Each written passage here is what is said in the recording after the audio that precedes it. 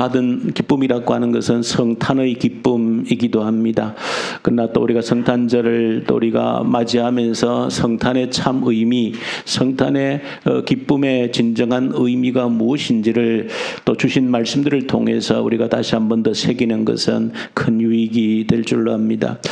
하나님께서 자기 아들을 이 땅에 사람으로 보내셨을 때에 그것이 성탄이지요. 거룩한 탄생의 성탄입니다.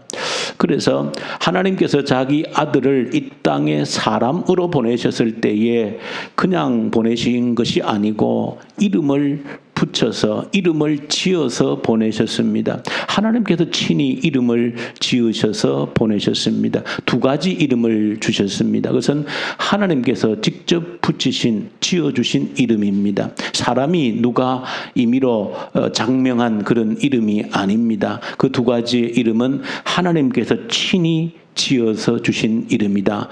마태복음 1장 21절 또 23절에 그 두 가지의 이름이 정확하게 기록이 되어져 있습니다. 이 땅에 오실 사람으로 오실 그 하나님의 아들의 이름은 예수다는 것이 첫 번째 하나님께서 주신 이름입니다. 그 예수는 바로 구원이라고 하는 구원자라고 하는 뜻을 가지고 있습니다. 그리고 또 한 가지의 이름을 주셨습니다.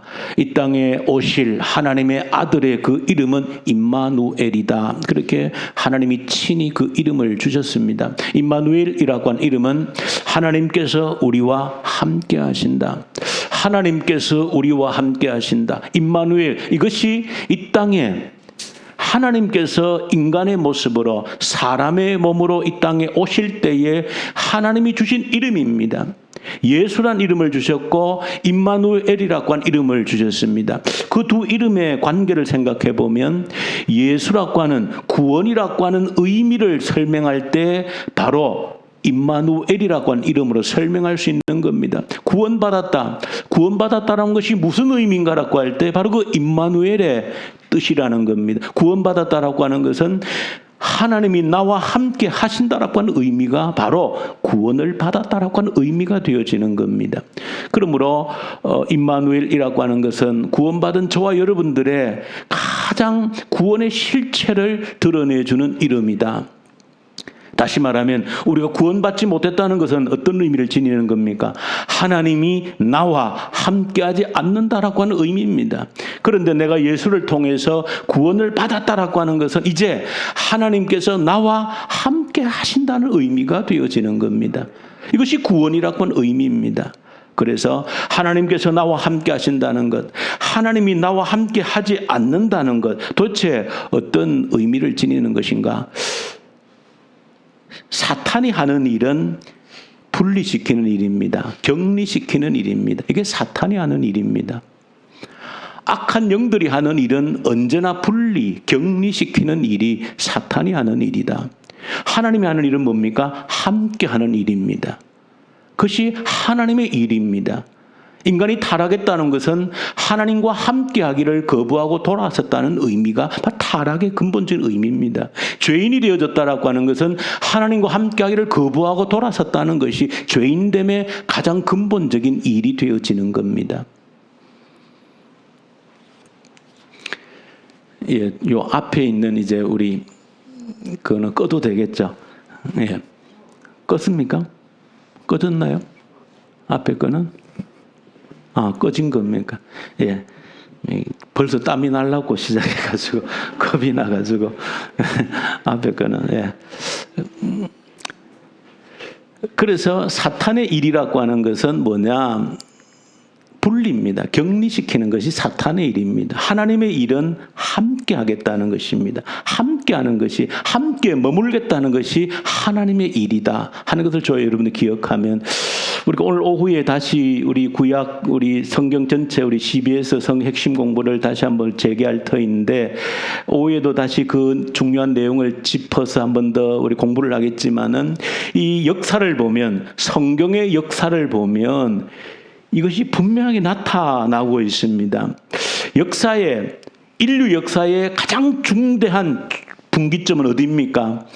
하나님의 아들이 이 땅에 오신 그날이 역사의 분기점인 것이죠. 그것은 성경에서뿐 아니고 어디에서도 온 인류 역사 전체가 지금도 하나님을 믿든 믿지 않든 하나님의 아들이 이 땅에 오심이 그 역사의 분기점이라고 하는 것은 누구나 고백하고 인정하는 일입니다. 왜? 그렇게 다 연도를 쓰고 있지 않습니까? 오늘이 며칠입니까? 2021년이다. 12월 19일이다라고 하는 것은 그 자체가 이 연도를 쓰고 있다는 자체가 뭘 의미하는 겁니까?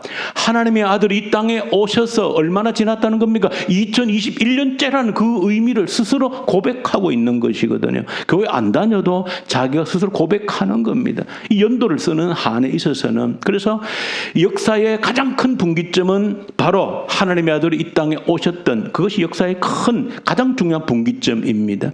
말씀드린 것처럼 하나님의 아들이 이 땅에 오셨을 때 그 아들 이름이 뭐라? 임마누엘이라고 그랬죠. 그러므로 역사의 분기점에 대한 핵심의 내용이 뭡니까? 하나님이 우리와 함께 하신다라는 것이 그 중심이 되어지는 겁니다. 그런데 그 예수님이 이 땅에 오심과 구약 성경의 그 역사 가운데 몇 년에 한 4,000년간 역사 가운데 두 군데에 다시 한 번 더 분기점을 찍는다라고 하면 어디라고 그랬습니까? 첫 번째 분기점이 바로 애굽에서 내 백성을 건져낸 출애굽이 한 번의 역사 분기점이라는 겁니다. 그 구약 역사 4,000년간 역사 가운데 한 번 중간에 분기점을 찍는다라고 하면 출애굽, 애굽에서 내 백성을 건져낸 그 시점입니다. 그 이후에 예수님 오시기까지 다시 한 번 더 분기점을 찍는다라고 하면 어디입니까? 오늘 바로 성경에 나타나 있는 지금 스가랴 선지자가 예언하고 있는 바로 이때 언제입니까? 바벨론 포로에서 돌아오는 바로 이때가 또 한 번의 역사의 분기점이다 하는 것을 보여줍니다. 자, 그런데 성경을 자세히 보시면 하나님의 아들이 이 땅에 오심도 임마누엘이라고 그랬죠. 하나님께서 우리와 함께 하시겠다는 것이 그 정점입니다. 핵심입니다. 그러니까 역사의 분기점이 왜 생겼는가? 왜 하나님의 아들 오셨는가? 하나님이 우리와 함께 하시겠다는 그 선언인 겁니다. 뭐를 통해서? 이제는 하나님의 아들 예수를 통해서 예수가 십자가 우리의 죄를 대신 지시고 영원한 제물이 되어주심으로 인하여서 뭘 하겠다는 겁니까? 영원히 하나님이 우리와 함께 하시겠다는 그 선언이 하나님의 아들이 이 땅에 오시는 겁니다. 그래서 그 흔적을 보여주는 하나님의 아들이 이 땅에 오셨음을 흔적을 보여주는 출애굽 사건도 바벨론 포로에서 돌아온 사건도 내용은 똑같다는 겁니다. 목적은 똑같다는 거예요. 그래서 출애굽기 29장 46절에 보시면 하나님이 정확하게 표현하고 있는 겁니다. 내가 너희를 애굽에서 왜 건져냈는지 알겠느냐 하는 겁니다. 왜? 이유가 뭐다? 내가 너희와 함께 살기 위해서, 함께 하기 위해서 내가 너희를 어디에서? 애굽에서 건져냈다. 분명히 얘기하고 있는 겁니다. 그리고 오늘 성경 스가랴 성경 2장을 보십시오. 2장의 9절 10절을 보시면 정확하게 반복해서 표현하고 있는 겁니다. 내가 바벨론에서 너희를 다시 돌아오게 하는 이유가 있다라고 하면 내가 너희 가운데 함께 살기 위해서 두 번이나 그 내용을 반복하고 있는 겁니다. 내가 너희 가운데 함께 살기 위해서 다시 너희를 바벨론에서 불러냈다는 겁니다. 그 포로 생활 70년을 청산하고 다시 돌아오겠다는 겁니다. 이유는 뭔가? 내가 너희 가운데 함께 살기 위해서 하나님 이처럼 우리와 함께 살기 위한 그 몸부림을 이 역사의 분기점을 통하여서도 우리에게 다시 한 번 더 정확하게 확인을 시켜주는 일들입니다. 예수님이 이 땅에 오신 그 분기점이 그랬고 예수님 오신부터 지금까지 2000년 동안에 한 번 분기점이 있다면 우리 그거는 성경 역사는 아니지만 우리 교회 기독교 역사로서 어디를 찍어야 되겠습니까? 분기점은 바로 그 종교 개혁이 되어지겠죠. 1517년도 있었던 그 종교 개혁은 그러면 정말로 하나님 나라 역사에서 개혁이 필요한 분기점으로 삼았다라고 이유는 똑같다. 뭡니까? 똑같은 겁니다. 하나님이 우리와 함께 하심을 확인하는 그 분기점인 겁니다. 왜? 하나님이 나와 함께하는 것을 소멸했기 때문에 잃어버렸기 때문에 다시 한 번 더 임마누엘 하나님을 확인하는 사건이 뭐라는 겁니까? 종교개혁으로 일어난 겁니다. 내가 어디에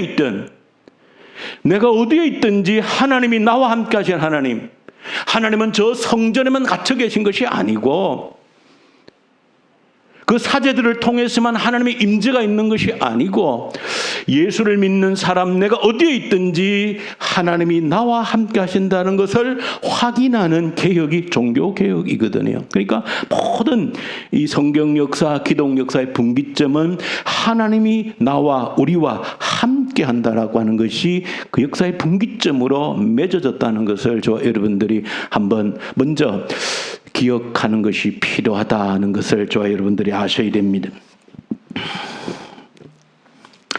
말씀드린 것처럼 이처럼 하나님은 우리와 함께 하겠다라고 하는 끊임없는 하나님의 꿈과 비전을 보여주는데 그 하나님의 꿈을 끊임없이 짓밟는 역사가 뭡니까? 사탄의 역사이거든요. 악한 영들의 역사는 끊임없이 뭐 하는 겁니까? 분리시키는 겁니다.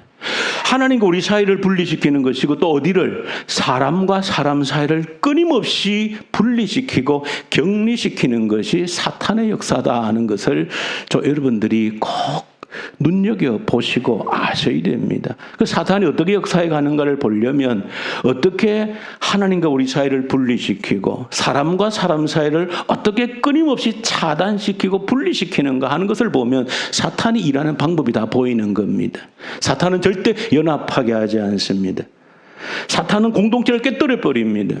함께하는 모든 것을 깨뜨려 버리는 것이 사탄의 목적이라는 것을 아셔야 됩니다. 그런 의미에서 보시면 이 코로나라고 하는 것의 가장 해로운 악영향이 뭡니까? 우리 경험하는 지금도 진행 중인 코로나가 우리에게 가져다주는 가장 큰 해악이라고 하는 것은 분리와 격리입니다. 당장 어떻든 간접 접촉하더라도 격리 대상자가 되지 않습니까? 여러 가지 지금 격리들이 일어나고 있는 것이죠. 공동체가 모이지 못하도록 하는 일을 이 코로나가 톡톡히 해내고 있는 것이죠. 교회 모임도 그간 어려움들이 많았죠. 또 앞으로도 어떤 어려움들이 얼마나 더 있을는지 모릅니다. 그래서 이 코로나가 우리에게 가져다 준 가장 큰 해악 중에 한 가지는 격리시킨다는 겁니다. 분리시킨다는 겁니다. 이렇게 모이지 못하는 공동체를 흔드는 모이지 못하는 이것이 정신 차리지 못하면 하나님과 나의 관계도 격리시키는 일로 발전할 수 있다는 사실도 기억해야 되는 겁니다. 공동체가 깨어짐으로 교회 공동체가 흔들림으로 인하여서 결국에 가서는 하나님과 나 사이에 그 관계도 함께 하심도 흔들릴 수 있는 그런 위험성이 얼마든지 공존하고 있다는 것이죠. 그래서 우리가 함께 이 코로나 시대에 때로는 비대면 예배로 영상 예배로도 드리지만 그러나 저희는 경각심을 가지고 놓치지 않아야 되고 결코 포기할 수 없고 사탄의 공격에 정말 우리가 내어주지 않아야 될 것은 하나님과 우리 관계 함께 하심이 흔들리지 않아야 되는 것이죠. 코로나가 그럴 뿐 아니라 지금 여러분들이 지금 미래에 다가오고 있는 지금 시대 어떤 시대라고 특징 짓습니까? 4차 산업 시대라고 합니다. 이런 시대의 특징, 핵심이 뭘까요? 가장 제가 볼 때 핵심적인 것은 역시 분리와 격리입니다. 왜냐하면 다가올 시대를 특징 짓는 가장 중요한 것 중에 한 가지는 여러 가지 4차 산업시대 얘기를 하지만은 핵심이 가상세계입니다. 이 가상세계라고 하는 것이 지금 다가올 저와 여러분들이 지금 맞이해야 될 세상에 지금까지 한 번도 경험해보지 못한 이상한 특별한 시대를 지금 우리가 들어가고 있는 겁니다. 그러니까 지금 우리가 맞이해야 될 시대는 가상세계와 현실세계를 구분하지 못하는 시대로 들어가고 있는 겁니다. 거기 흔히 얘기해서 메타버스란 말 한 번씩 들어보시죠. 이 단어를. 메타버스가 뭡니까? 길거리 버스하고는 다른 버스예요. 메타버스는 메타란 말은 초월이란 말, 초월. 메타란 말, 초월. 버스는 유니버스의 준말, 유니버스가 뭐예요? 세상이란 말, 우주란 말이잖아요. 그러니까 초월 세상이라 그 말이에요. 그러니까 우리를 그 초월 세상을 다른 말로 하면 가상 세계라 그 말이에요. 그러니까 우리를 어디로 끌고 간다는 겁니까? 가상 세계로 끌고 간다는 겁니다.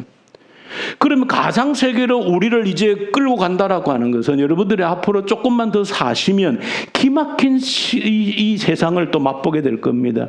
예, 오래 사십시오. 우리 1년 오래 사셔서 이 기막힌 세상을 한번 경험하시기를 바랍니다. 그 어떤 세상이라는 겁니까?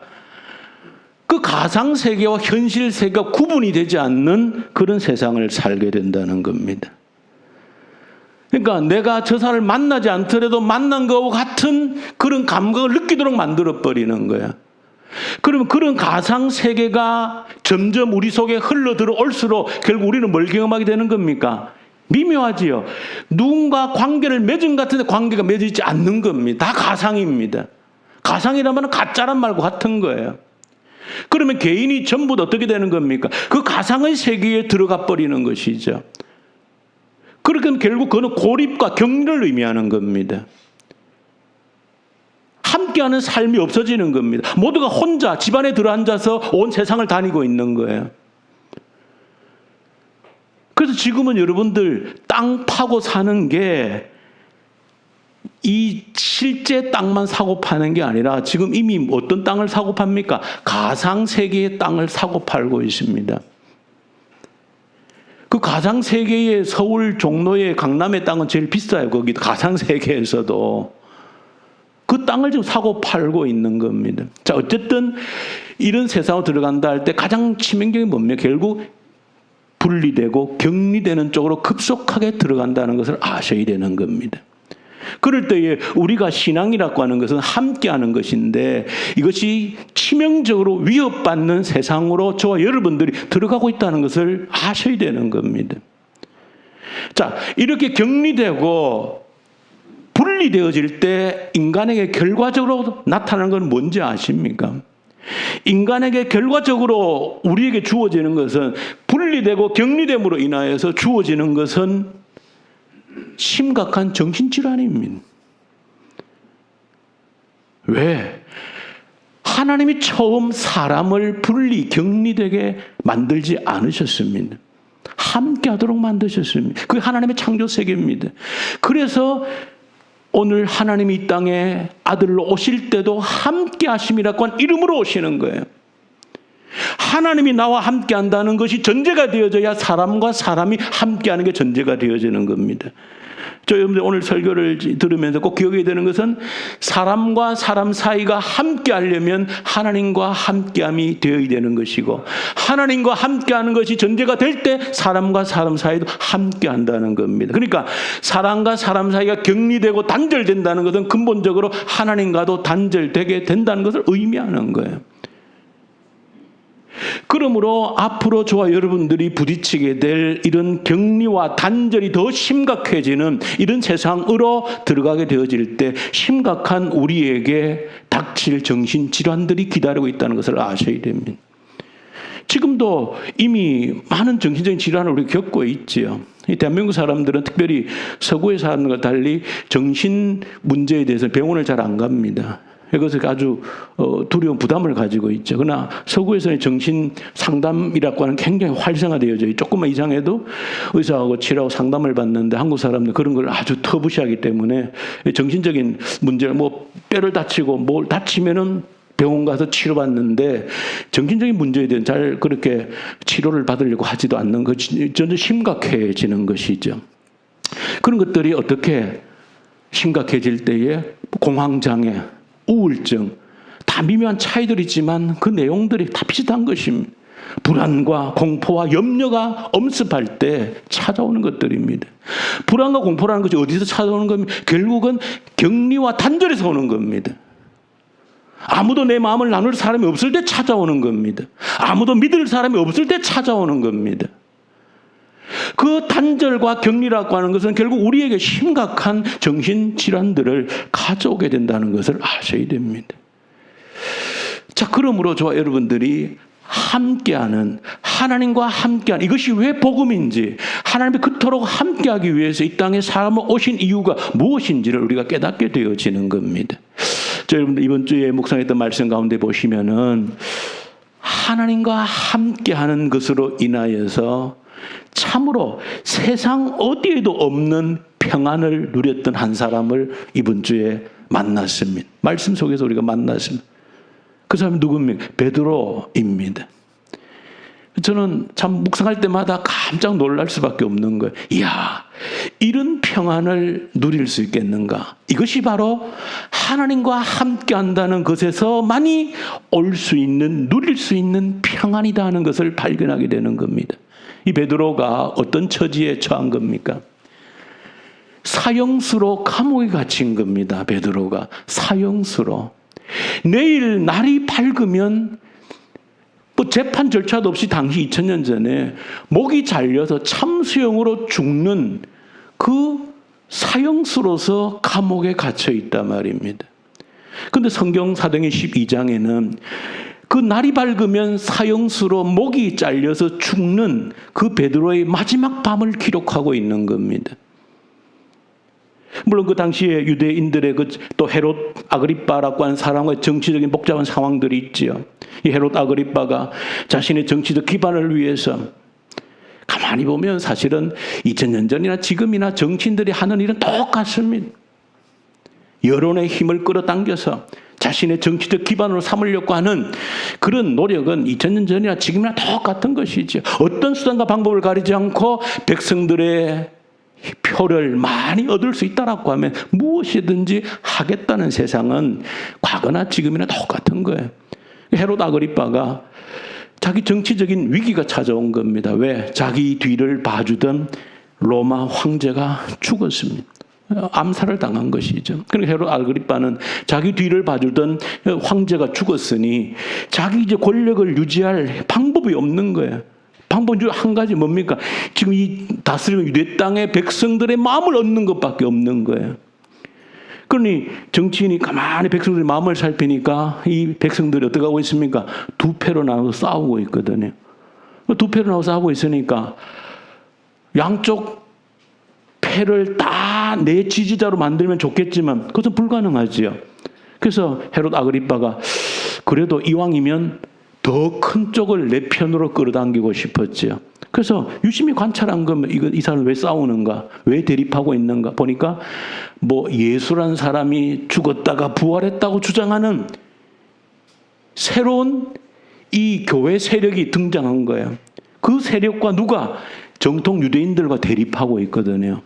아주 극심한 대립을 하고 있습니다. 서로 죽이고 죽이는 아주 극한 대립을 이루고 있는 거죠. 그래서 헤롯 아그리빠가 어디에 손을 들어줘야 내 편이 많아지겠는가를 생각해 보니까 아무래도 이 지금 새로 나타난 이 교회파는 신진 세력이고 이 정통파들이 그래도 사람 수가 훨씬 많다고 판단했죠. 그래서 가만히 보니까 이 새로운 교회파의 아주 지도자 가운데 누구? 야고보 사도죠. 제자지요.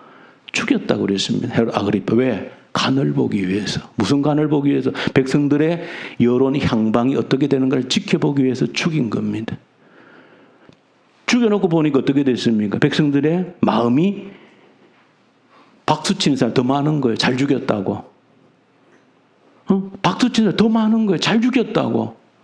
그러니까 헤롯 아그리빠가 이제 자신감을 얻은 거예요. 야, 맞구나. 내가 선택을 잘했다. 이 다수파의 확실한 이 지지를 얻어내려면 이 새로운 교회파의 우두머리 누가? 베드로를 죽여버리면 이 전체 다수의 지지를 한 몸에 내가 받을 수 있겠다라고 판단을 한 겁니다. 그래서 야고보를 죽이고 베드로도 죽이기 위해서 감옥에 가두어둔 겁니다. 그리고 이제 유월절이라고 하는 절기가 있었는데 6월절에는 못 죽이니까 6월절이 끝나면 바로 꺼내어서 사형 집행하기로 한 겁니다. 그러니까 베드로로서는 이미 그 사랑하는 친구와 같은 야고보가 칼에 죽임을 당했습니다. 그리고 자신도 이제 옥에 갇혀서 내일 날이 밝으면 끌려나가서 목이 잘려서 죽게 되어지는 것은 불을 보듯 뻔한 일입니다.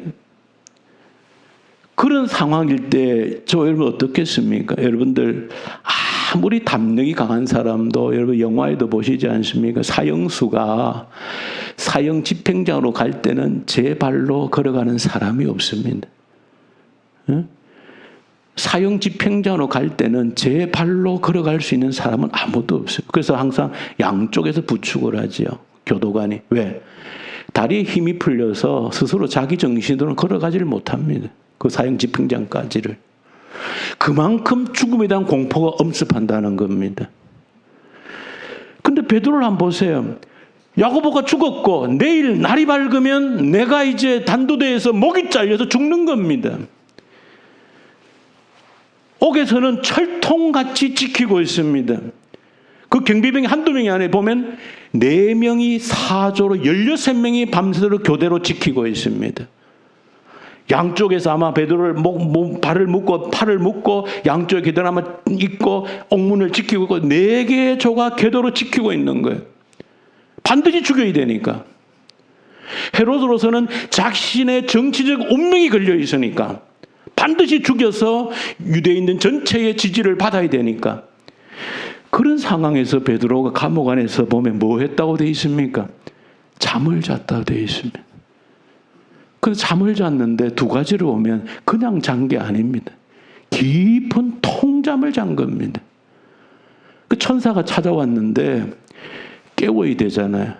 깨워야 되는데 쳐서 깨웠다고 그랬는데 그 쳤다란 단어를 히브리를 보시면은 내일 사용수가 자면 얼마나 깊이 자겠습니까? 그런데 그럼 살짝만 건드려도 일어나야 되는 게 정상이잖아요. 근데 천사가 쳤는데 그냥 친 게 아니고 그 쳤다는 단어가 그냥 한 대 맞고 죽을 정도로 때렸다 그런 의미입니다. 강하게 내리친 겁니다. 그 말은 뭔 얘기예요? 그만큼 깊이 잠들었다는 겁니다. 그냥 흔들어서는 깨지 못할 정도로 깊이 잠들었다는 거예요. 깜짝 놀랄 일이죠. 내일이면 사형수로 목이 잘릴 사람이 마지막 밤을 통잠을 자고 있다. 또 한 가지 증거가 더 있습니다. 그 쳐가지고 깼는데도 잠이 덜 깼습니다. 성경이 분명히 증거해 주는 거예요. 한번 읽어보세요. 깨워가지고 야 빨리 겉옷을 걸치고 신발을 신어라 해가지고 얼떨결에 잠결에 하여튼 겉옷을 걸치고 천사를 따라 나옵니다. 첫 번째 보초, 두 번째 보초를 지납니다. 그리고 큰 길까지 나옵니다. 그 성경에 보니까 큰 길에 나오기까지 첫 번째 초소, 두 번째 초소를 지나서 큰 길에 나오기까지 베드로는 꿈인지 생신지 몰랐다는 거예요. 그 잠이 덜 깼다 그 말입니다. 그러니까 베드로가 이 감옥에서 얼마나 깊은 잠을 잤는지를 정확하게 증거해 주는 겁니다. 내리칠 때까지 그래도 잠이 안 깨고. 저는 정말로 하나님이 함께 하시는 자에게 주시는 평안이 무엇인지를 베드로를 통해서 배우게 되어지는 겁니다. 야, 하나님이 함께 할 때 어떤 두려움도 염려도 공포도 이겨낸다는 것을 보여주는 겁니다. 저 여러분들 이 땅 살아가면서 우리가 앞으로 맞이해야 될 세상에 우리가 격리되고 소외되면서 어떤 두려움과 염려가 우리를 엄습하는지 모릅니다. 경제적인 문제 때문에 인간관계 때문에 모든 것 때문에 우리에게 두려움과 염려로 우리를 엄습할 때 이 베드로를 기억하셔야 되는 겁니다. 하나님이 나와 함께 계실 때 하나님이 내게 주시는 평안이라고 하는 것은 죽음도 앗아갈 수 없다는 겁니다. 내일 내 목이 잘려도 그 평안이 사라지지 않는다는 거예요. 그런 평안을 우리에게 주시겠다는 겁니다. 그 약속이 베드로를 통해서 보여지는 겁니다.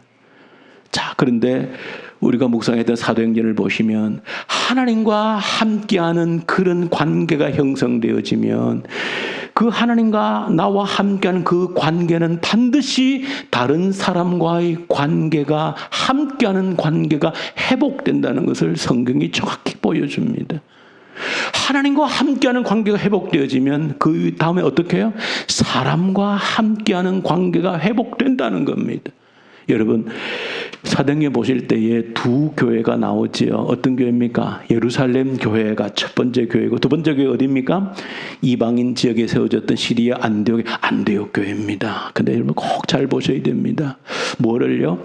하나님이 쓰신 교회가 어느 교회입니까? 예루살렘 교회입니까? 안디옥 교회입니까? 예, 안디옥 교회를 쓰셨습니다. 어떤 데 쓰셨습니까? 세계 열방을 선교하는 선교의 전초 기지로 선교의 출발점으로 삼으신 교회는 예루살렘 교회가 아닙니다. 어느 교회입니까? 이방인 땅에 세워진 안디옥 교회입니다. 예루살렘 교회가 훨씬 교인이 많았겠죠. 재정적으로도 훨씬 튼튼했겠죠. 수많은 사람들이 자기 재산을 팔아서 하나님께 드리지 않았습니까? 그런데도 하나님은 예루살렘을 세계 선교를 위한 그 기지로 출발점으로 삼지 않았습니다. 어디를? 안디옥 교회를 세계 열방을 선교하는 그 기지로 삼으신 것. 이유가 저는 있다고 봅니다. 무슨 이유? 예루살렘 교회도 하나님과 함께함을 누리긴 했지만 그것이 어디로? 사람과 함께하는 것으로 확대되질 못했습니다. 그런데 안디옥 교회는 그 하나님과 함께함을 경험한 그리스도인들이 나와 전혀 다른 사람들과 함께하는 것을 이루어낸 교회가 안디옥 교회입니다. 그것이 바로 선교의 정신이거든요. 그 선교의 핵심이거든요. 하나님과 함께 하나가 되고 우리가 하나 되어서 이것을 열방으로 확대하는 것이 선교거든요. 그런데 안디옥 교회는 그걸 이루어낸 겁니다. 그 증거가 이 안디옥 교회가 나오는 사도행전 13장 1절에 나오는 거예요. 5명의 지도자 이름이 그것을 정확하게 보여주는 겁니다. 5명이 누굽니까? 교회 지도자들입니다. 그런데 그 5명의 구성원을 보면 이 안디옥 교회가 어떤 교회인지를 정확하게 보여주는 거예요. 첫 번째 누굽니까? 바나바. 정통 유대인이죠. 레위 지파입니다. 그리고 누굽니까? 니게르 시몬. 니게르라면 니그로예요. 흑인입니다. 흑인은 당연히 100% 노예입니다. 그 다음에 구레네 루기오. 이 구레네 북아프리카 리비아 쪽의 사람인데 이름 모를 이방인입니다. 전혀 이름도 모를 이방인이에요. 또 누굽니까? 헤롯의 젖동생 마나엔이라고 그랬습니다. 그것은 헤롯의 친족일 수도 있고 헤롯의 중마고일 수도 있습니다. 그 말은 뭡니까? 헤롯 가문은 유대인의 철천지 원수입니다. 마치 우리나라 사람들에게 일본 총독과 같은 거예요. 그런 헤롯의 가문의 사람이 있었다는. 그리고 나머지 누굽니까? 사울 바울이지. 바울은 누굽니까? 교회를 가장 핍박했던 사람이에요. 그러니까 이 5명의 사람을 보면 정통 유대인에다가 노예에다가 헤롯 가문의 민족의 아짭이 아주 철천지 원수에다가 이방인에다가 유대인과 이방인은 뭐 또 말할 수 없는 그런 관계죠. 또 교회를 엄청 핍박했던 사울. 이 5명이 이 안디옥 교회의 지도자로 세워졌다는 것은 하나님과 하나됨이 사람과 사람 사이에 절대 하나 될 수 없는 그런 관계의 사람들이 온전히 하나를 이루었음을 의미하는 겁니다. 그러니 하나님은 예루살렘 교회가 아니라 이방인들 우리와 다르다고 배척하는 예루살렘 교회가 아니라 모두와 함께 하나 되기 원했던 하나 되었던 어디를? 안디옥 교회를 세상 열방의 선교의 센터로 중심지로 출발점으로 삼은 이유가 바로 거기에 있는 겁니다. 저 여러분들이 하나님께서 나와 함께 하심의 복을 이 성탄의 복을 누리시기 바랍니다. 어떤 염려도 두려움도 사라지면 앞으로 코로나든 뭐 4차 산업을 통해서 어떤 격리와 어떤 분리가 우리에게 찾아와도 하나님이 나와 함께 하시면 사람과의 관계가 흔들리지 않습니다. 염려가 떠나지 않습니다. 떠납니다. 그리함으로 인하여서 저 여러분들이 그렇게 하나님과 하나 되고 사람과 사람 사이가 우리 교회가 우리 가정이 내 자신이 그렇게 하나도 이루어갈 때 하나님께서 열방을 하나 되게 하시는데 저와 여러분들을 안디옥 교회처럼 쓰실 줄로 믿습니다. 그게 답입니다. 그렇게 되면 하나님이 쓰십니다. 그런 개인을, 그런 교회를, 그런 가정을 하나님은 절대 그냥 두는 법이 없습니다. 그것이 하나님이 일하는 원칙이라고 사도행전에 기록해 두신 겁니다.